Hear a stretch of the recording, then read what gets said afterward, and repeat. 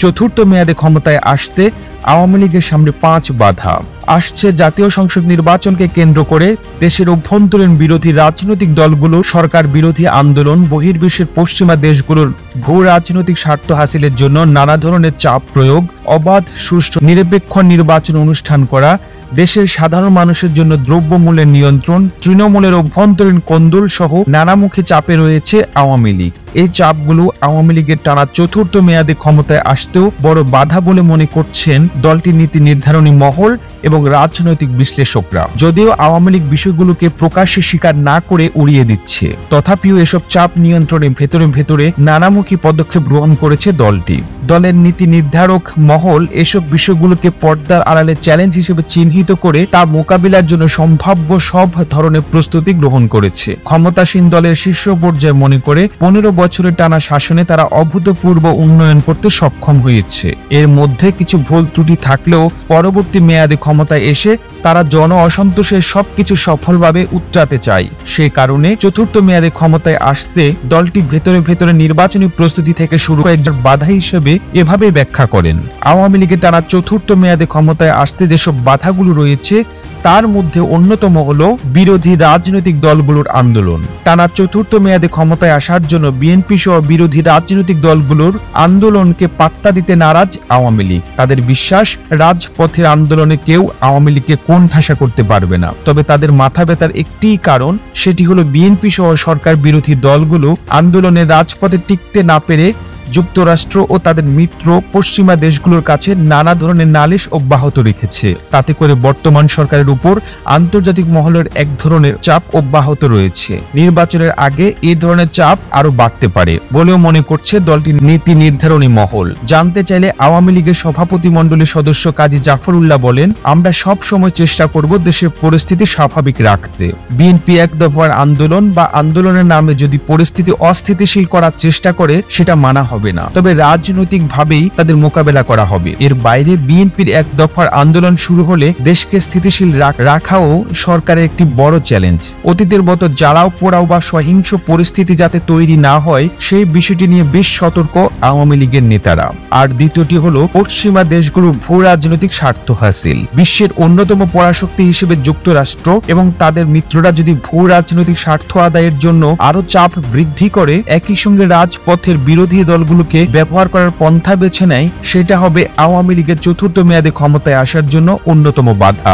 America ইতিমধ্যে বাংলাদেশের 9 কর্মকর্তার উপর ভিসা নিষেধাজ্ঞা আরোপ করেছে। পাশাপাশি নতুন যে ভিসা নীতি ঘোষণা করেছে যুক্তরাষ্ট্র, তার আলোকে যদি আরো স্যাংশন দিতে চায় সেটাও হবে আওয়ামী লীগের ক্ষমতায় আসার জন্য অন্যতম একটি বাধা। এছাড়াও যুক্তরাষ্ট্র ভিত্তিক সংস্থার মদদে বাংলাদেশের দুর্নীতির খোঁজে কাজ করছে সেন্টার ফর গভর্নেন্স স্টাডিজ। এরই অংশ হিসেবে তাদের গবেষণা প্রতিবেদন প্রকাশ অনুষ্ঠানে প্রধান অতিথি করা হয়েছিল মার্কিন রাষ্ট্রদূত পিটার হাসকে। এই ধরনের কর্মকাণ্ডকে বাংলাদেশের রাজনীতিতে কূটনীতিকদের সক্রিয় করার একটা অপচেষ্টা বলে মনে করছেন বিশ্লেষকরা।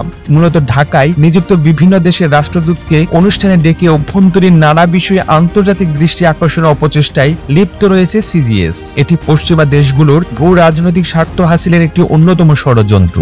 আসছে নির্বাচনকে কেন্দ্র করে পশ্চিমা দেশগুলো ভূ রাজনৈতিক স্বার্থ হাসিলে আরো তৎপর হয়ে উঠতে পারে বলে মনে করছেন রাজনৈতিক বিশ্লেষকরা। আর তৃতীয়টি হলো অবাধ, সুষ্ঠু, নিরপেক্ষ নির্বাচন অনুষ্ঠান। নির্দলীয় নিরপেক্ষ তত্ত্বাবধায়ক সরকারের দাবিতে সম্প্রতি অনুষ্ঠিত 5টি সিটি কর্পোরেশন নির্বাচন অংশ নেয়নি বিএনপি। এছাড়াও জাতীয় সংসদের বিভিন্ন উপনির্বাচন থেকে সরে দাঁড়িয়েছে বিএনপি দাবি করছে বর্তমান ক্ষমতাসীন আওয়ামী লীগ সরকারের অধীনে কোনো অবাধ, সুষ্ঠু, নিরপেক্ষ নির্বাচন সম্ভব নয় এবং সেই বার্তা পশ্চিমা দেশগুলোতে প্রতিনিয়ত দিয়ে যাচ্ছে বিএনপি। ফলে বিএনপি সহ একটি পশ্চিমা পরাশক্তি এদেশের জাতীয় সংসদ নির্বাচন বানচালের ষড়যন্ত্রে লিপ্ত রয়েছে। কাজেই অবাধ, সুষ্ঠু, নিরপেক্ষ একটি নির্বাচন অনুষ্ঠান করাও আওয়ামী লীগের জন্য বড় চ্যালেঞ্জ হয়ে দাঁড়িয়েছে।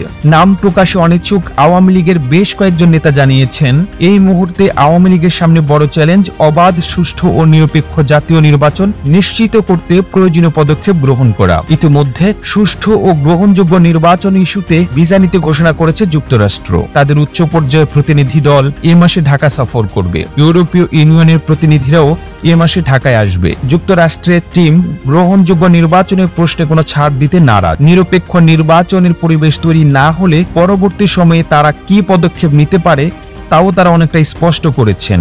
বাংলাদেশের সুষ্ঠু নির্বাচনের পরিবেশ তৈরির জন্য মার্কিন কংগ্রেসম্যানরা চিঠি দিয়ে তাদের প্রেসিডেন্টকে চাপ প্রয়োগ করেছেন। এদিকে র্যাবের উপর নিষেধাজ্ঞা আসতে পারে আরো কিছু সেক্টরে, বিশেষ করে জাতিসংঘের শান্তিরক্ষা মিশন থেকে বাংলাদেশকে বাহিরে রাখার হুমকিও দেওয়া হচ্ছে।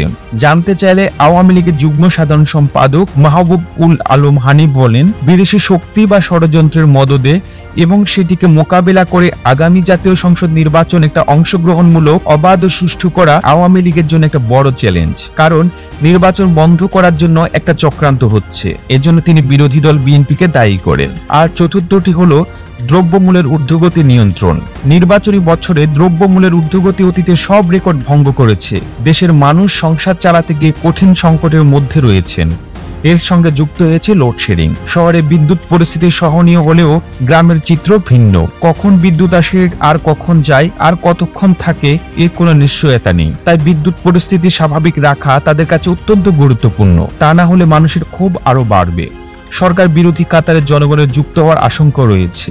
আওয়ামী লীগের মাঠ পর্যায়ের অনেক নেতাকর্মী মনে করেন, দ্রব্যমূল্যের ঊর্ধ্বগতির লাগাম টানতে না পারলে এর জন্য ক্ষমতাসীন দল হিসাবে আওয়ামী লীগকে রাজনৈতিক মূল্য দেওয়া লাগতে পারে। তবে বিষয়টি তারা আনুষ্ঠানিকভাবে স্বীকার করতে চান না। এই পরিস্থিতির জন্য করোনা মহামারী এবং চলমান রাশিয়া ইউক্রেন যুদ্ধকে দায়ী করে আসছে আওয়ামী লীগের নেতাকর্মীরা। কিন্তু দেশের মানুষ এই যুক্তি পুরোপুরি মানতে রাজি নন। তারা এই জন্য সরকারের সদিচ্ছাকেও দায়ী করতে চান। আর শেষটি হলো তৃণমূলের অভ্যন্তরীণ কোন্দল। এই সময় তৃণমূলের অভ্যন্তরীণ বিরোধ মেটানো আওয়ামী লীগের জন্য আরেকটি চ্যালেঞ্জ।